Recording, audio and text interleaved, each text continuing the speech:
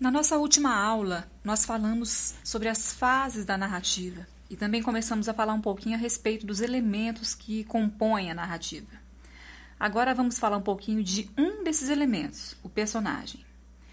Bem, os personagens são seres fictícios, ou seja, imaginários, que podem ser pessoas, animais, coisas, todos arquitetados pela fantasia de um autor.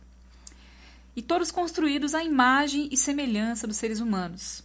Então, embora os personagens de um texto também possam ser animais ou coisas ou qualquer outro ser não existente no mundo real, eles na verdade refletem o ser humano. Eles falam do ser humano. Quanto à sua personalidade, os personagens podem ser classificados de duas maneiras. Personagens planos, que são aqueles que carecem de profundidade, que têm uma personalidade pobre. Quando esses personagens planos apresentam uma característica que se torna a marca deles, eles são chamados de personagens tipo. Para vocês conseguirem entender melhor, imagine um personagem que é lembrado por ser um fofoqueiro, um mulherengo, um invejoso.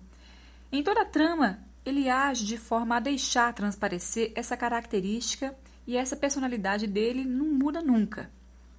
Como exemplo desse tipo de personagem, nós temos a maioria dos personagens da novela Memórias de um Sargento de Milícias, de Manuel Antônio de Almeida, como o barbeiro, a parteira, o major, os ciganos. Observe que eles não têm um nome próprio. São chamados por um apelido que remete a essa característica que marca a personalidade deles. Há personagens planos cujos traços de personalidade ou padrões de comportamento são propositalmente acentuados, às vezes beirando o ridículo. Tudo isso em função do cômico ou da sátira. Mais uma vez, Manuel Antônio de Almeida, em seu Memórias de um Sargento de Milícia, nos traz um exemplo de personagem caricatural. Era a comadre uma mulher gorda, bonachona, ingênua ou tola até certo ponto. Todos a conheciam por muito beata e pela mais desabrida papa-missas da cidade.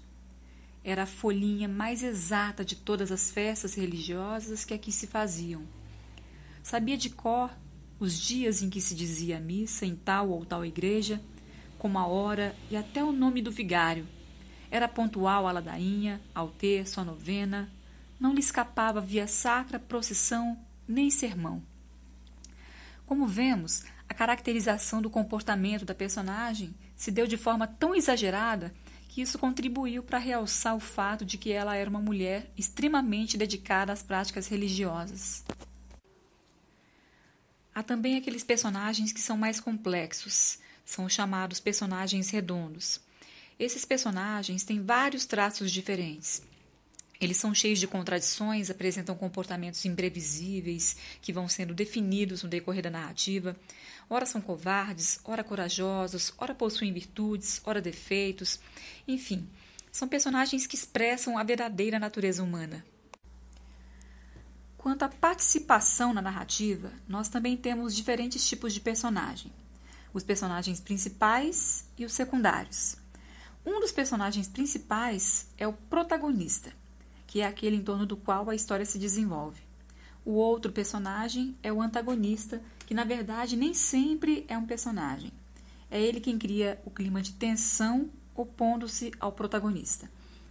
Entre os personagens secundários, nós temos o coadjuvante, que é aquele que participa da ação, no entanto, sem desempenhar um papel decisivo, e o outro personagem secundário é o figurante.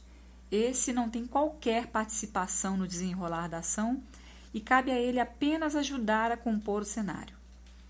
Para ficar mais claro, vamos tomar como exemplos os personagens do romance Robinson Crusoe.